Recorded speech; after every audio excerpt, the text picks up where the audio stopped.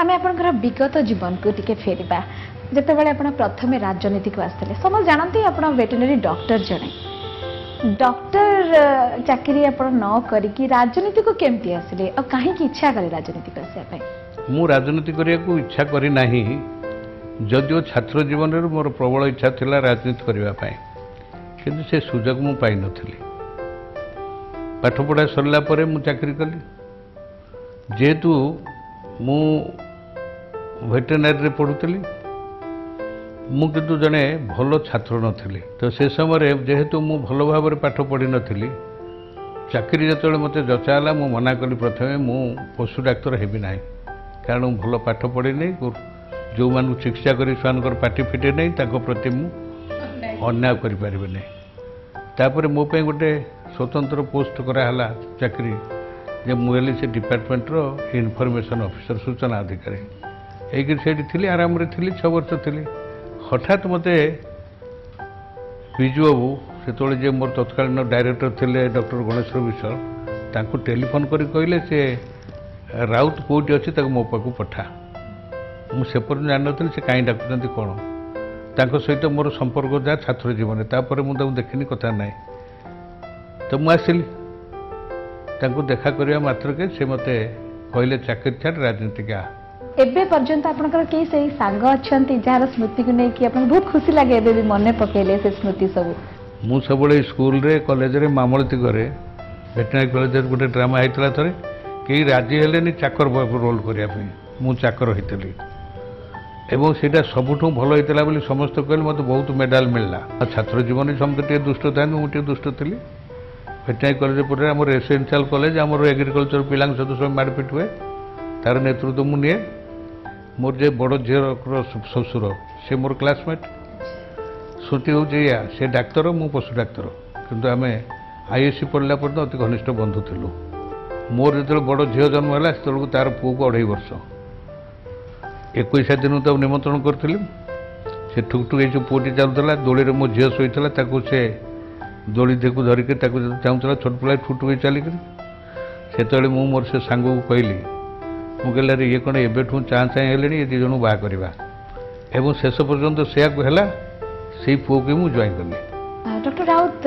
भिन्न भिन्न समय रे अनेक समय रे विभिन्न नारी को लेकिन आपको जोड़ा जाए बद रे आपको रखा जाए समय से बासंती बारा केस हो कि जयंती पट्टनायक हूँ बहुत बड़ बद से प्रकृत घटना कौन थी घटना से गोटे प्रायोजित अभियोग मो विरुद्ध अणा जाइथिला मते जड़े बंधु कहले एवं अच्छा प्रमुख राजनीति में किसी काल पर जो देखाला से मत कहले दाम बाबू तुम्हें जमी घटना को सम्मुखीन होल मुझे पागल हो जाती रांची जाती केमती संभाल मुझे कहली मोराल स्ट्रेंथ नैतिक बल जयंती पट्टनायक थे महिला कमिशन तो विजु पट्टनायक अपॉइंट कले commission of inquiry Nandini Satpathy को नंदिनी शतपथी रिपोर्ट देले किसी नहीं जयंती पट्टनायक रिपोर्ट फाइनाली करें कौन होली तो से सब कथा हुए मुझे कहली बद पाखक मुझे जाए बद मो पचर गोड़ाए आपणकर पुओ अच्छा के चाहिए से राजनीति को आसतु बोली मुझे एपर्यंत चाहिए तार कारण हूँ मु 95 मसीह विजु बाबू क्षमतार अपसरी गला दिल्ली ओडिशा भवन थे मुझे बसती दिल्ली 4-5 जन सांबादिक बयसर पुराना सांबादिक पचारे हस खुशी हेले से जड़े हठात पचारा कि बिजुदा you have completed more than half a century in Odisha politics and all through you are in the forefront. Why don't you take one of your children to Odisha politics?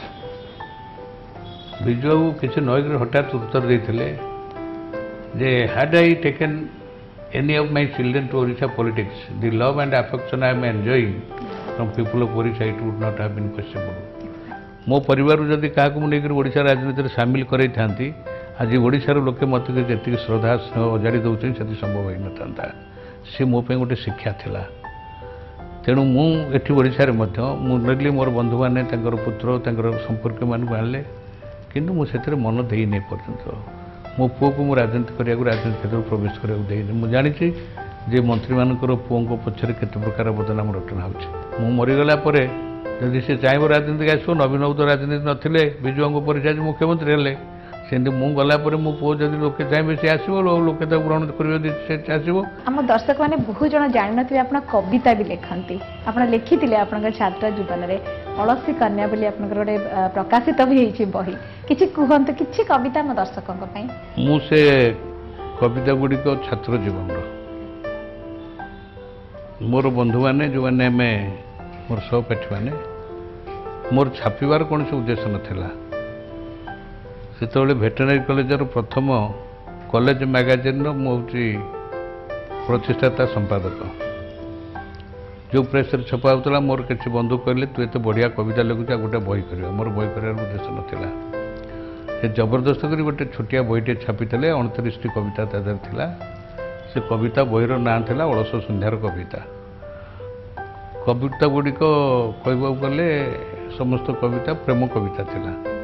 ତାକୁ ବର୍ତ୍ତମାନ ମୁଁ ଆବୃତ୍ତି କରିକି ସେ ସମ୍ପର୍କ କହିପାରିବିନି। ସେ ସମୟ ଅଲଗା ସେ ବୟସ ଅଲଗା ଥିଲା ଅଲଗା କିନ୍ତୁ ରାଜନୈତିକ ସମସ୍ୟା ସମ୍ବଳିତ ମୁଁ ଠିକ ସେ ଆପଣଙ୍କୁ ପଚାରିବାକୁ ଚାହୁଁଥିଲି ଯେ ଆପଣଙ୍କର ଏତେ ଅଧିକ ଆପଣଙ୍କର ଅନୁଭୂତି ନିଜ ଅଙ୍ଗେ ନିଭେଇଛନ୍ତି ଏତେ କଥା କେବେ ଯୋଜନା କରିଛନ୍ତି ଏମିତି ଗୋଟେ ବହି ଲେଖିବାକୁ? ମୁଁ ଭାବୁଛି ବୟସ ତ ପରିଣତ ହେଲାଣି ଆଉ କିଛି ବର୍ଷ ରାଜନୀତି କଲା ପରେ ଅବସର ନେଇକରି କିଛି ସ୍ମୃତି ଅନୁଭୂତି ସବୁ ଲେଖିକରି ଯିବି ଆଗାମୀ ପିଢ଼ିର ପିଲାମାନଙ୍କ ପାଇଁ। ଆପଣଙ୍କ ପାରିବାରିକ ଜୀବନରେ କିଛି ମଧୁର ସ୍ମୃତି ଆପଣଙ୍କର ପିଲା ନାତି ନାତୁଣୀ ଝିଅ ଜୋଇଁ ସମସ୍ତଙ୍କୁ ନେଇକି? ପାରିବାରିକ ଜୀବନରେ ଆଉ ମଧୁର ସ୍ମୃତି କ'ଣ? ମୋର ତିକ୍ତ ସ୍ମୃତି ହେଉଛି ମୋର 26 ବର୍ଷର ପୁଅ ସାନ ପୁଅ 2000 ମସିହାରେ ମୁଁ ନିର୍ବାଚିତ ହୋଇ ବିଧାନକୁ ଆସିବା ପରେ ପରେ ସେ ଗୋଟେ ରୋଡ଼ ଆକ୍ସିଡେଣ୍ଟରେ ମୃତ୍ୟୁବରଣ କଲା। ମୋ ଜୀବନର ବୋଧେ ସେଇଟା ହେଉଛି ସବୁଠୁ ଦାରୁଣ ଆଘାତ ଯାହାକୁ ଏପର୍ଯ୍ୟନ୍ତ ମୁଁ ଭୁଲି ପାରିନି।